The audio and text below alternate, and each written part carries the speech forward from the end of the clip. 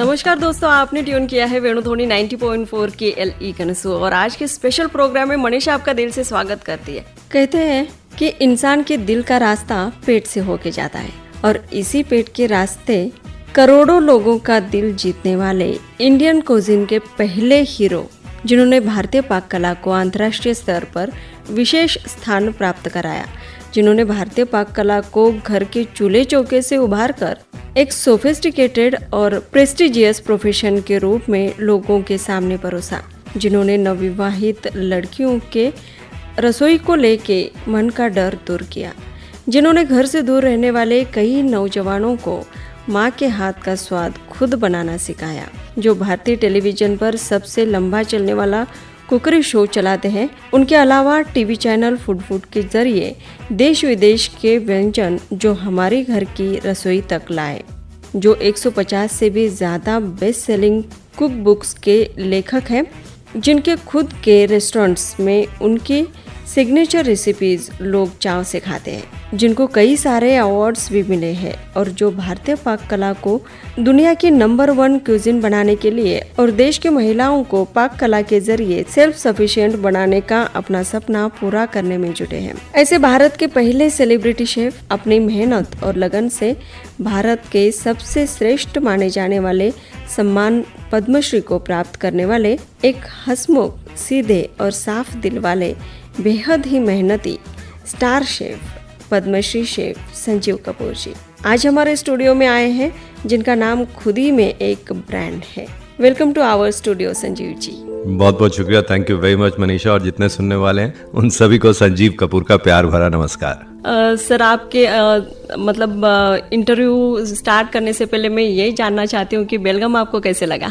देखिए, बेलगावी जो है बहुत ही बढ़िया शहर है, बहुत शांत शहर है, मौसम बहुत अच्छा है, लोग बढ़िया है, तो इससे ज़्यादा और क्या चाहिए होता है जीवन में। तो काश समय ज़्यादा बिता सकता मैं यहाँ पर, लेकिन समय के अभाव के कारण चाहे मैं भागते भागते आऊँ, लेकिन एक साल में मेरी दूसरी ट्रिप है, तो बहुत कम ऐसी जगह होती है कि जहाँ पर इतना जाने का मौका मिलता है। तो मैं खुशकिस्मत हूँ कि मैं यहाँ पर 2 बार आ चुका हूँ एक साल में। बहुत ही अच्छा है।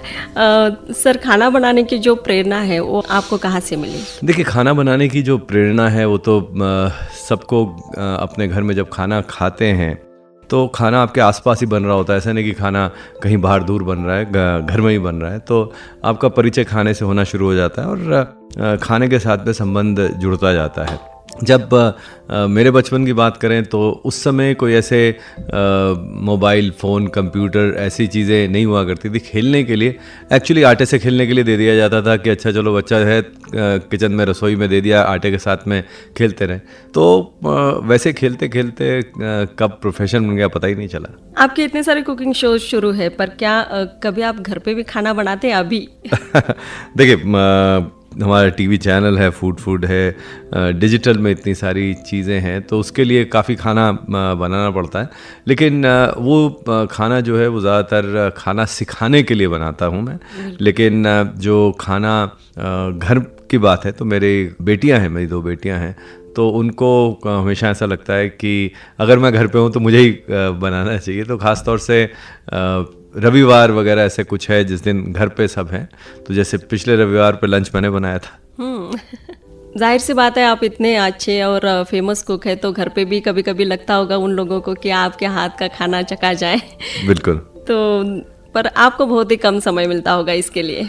हाँ, क्योंकि ट्रैवल बहुत ज़्यादा होता है, बहुत सारी रिस्पॉन्सिबिलिटीज़ होती हैं। लेकिन क्योंकि खाना एक ऐसी चीज़ है जिसका मुझे, ये मेरा सिर्फ प्रोफेशन नहीं है, मेरा शौक़ भी है, तो मुझे अच्छा भी लगता है। ऐसा नहीं है कि मुझे कुछ ऐसा प्रेशर है कि ओह अरे खाना बनाना पड़ेगा आज घर में, तो अच्छा लगता है, मज़े भी आते हैं। तो पिछले रविवार को हम सब ने मिलकर, मेरी डॉटर्स, मेरी पत्नी, मैं, हम सब ने मिलकर खाना बनाया, लंच बनाया, बहुत मज़ा आया। इतने सारे राज्यों के साथ साथ अभी आपने बेलगाम में कदम रखा, तो यहाँ से आपको कैसे प्रतिसाद मिला? देखिए, हम जो हमारे रेस्टोरेंट्स हैं वो पहले हमने नॉर्थ में ज़्यादा खोलने शुरू किए। रहता तो मैं मुंबई में हूँ, लेकिन सबसे पहला हमने जो भारत में रेस्टोरेंट खोला वो लुधियाना में खोला था। अब यहाँ पर बेलगाम में सुरा भी खोला है हमने, ग्रेन ऑफ सॉल्ट खोला है। तो जाहिर सी बात है कि हम चाहेंगे कि यहाँ के लोग उसको पसंद करें। अब क्योंकि यहाँ पर जो खाने का टेस्ट है, जो जिस तरह का लोगों को स्वाद पसंद आता है, तो पहले हम कहीं पे भी जाते हैं उसकी रिसर्च करते हैं, उसको समझते हैं और फिर उसके हिसाब से क्या नया दे सकते हैं उस स्वाद को ख्याल में रखते हुए वैसा हम करने की कोशिश करते हैं। तो मुझे पूरी उम्मीद है कि जो सुरावी है, ग्रेन ऑफ सॉल्ट है, ये यहाँ पर लोगों को बहुत पसंद आएगा। बिल्कुल पसंद आएगा। और आफ्टर ऑल वो आपके रेस्टोरेंट है तो आपके नाम से ही लोग खुश हो जाते हैं तो खाना तो बहुत बढ़िया रहेगा ही। सुरावी और ग्रेन ऑफ सॉल्ट, ये दोनों नाम थोड़े हटके हैं, तो इसके पीछे का क्या कारण है खास?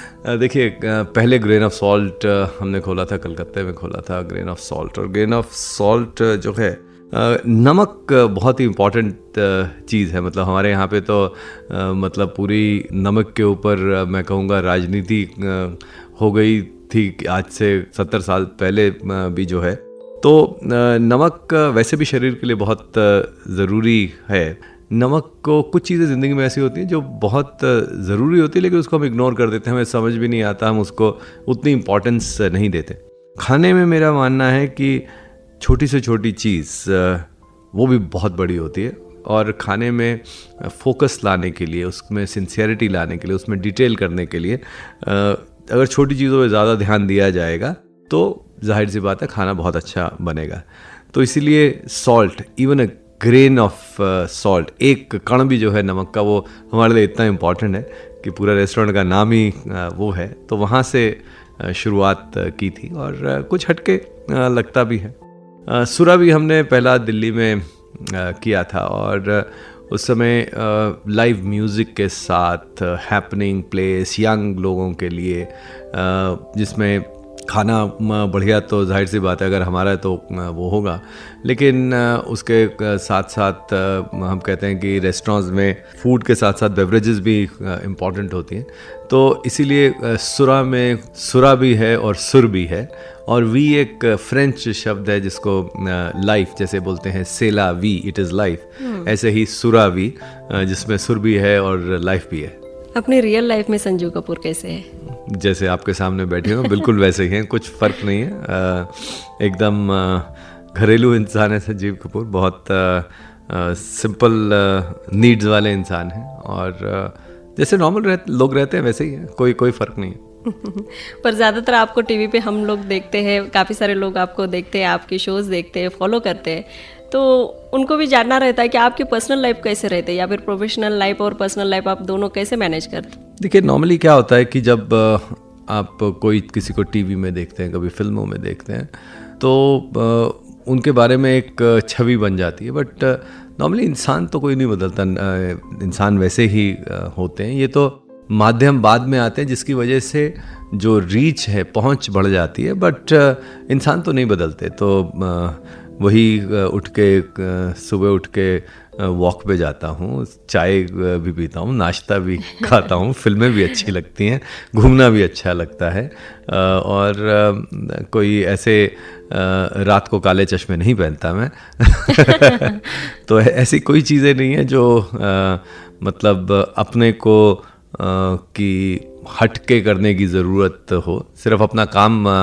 अलग करने की कोशिश करते हैं, अपना काम जो है उसमें मेहनत करके लोगों तक पहुंचाने की कोशिश करते हैं।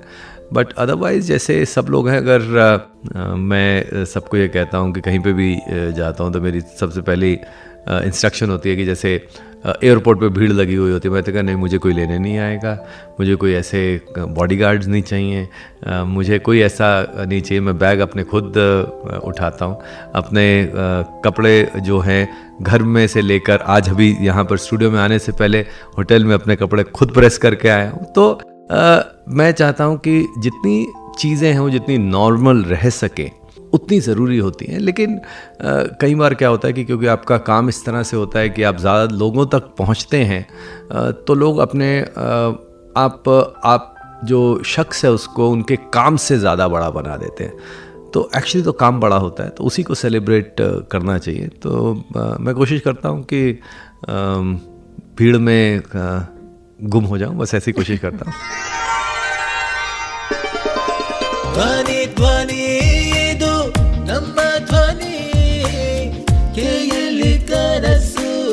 मन सदा वेणुध्वनि वेणुध्वनि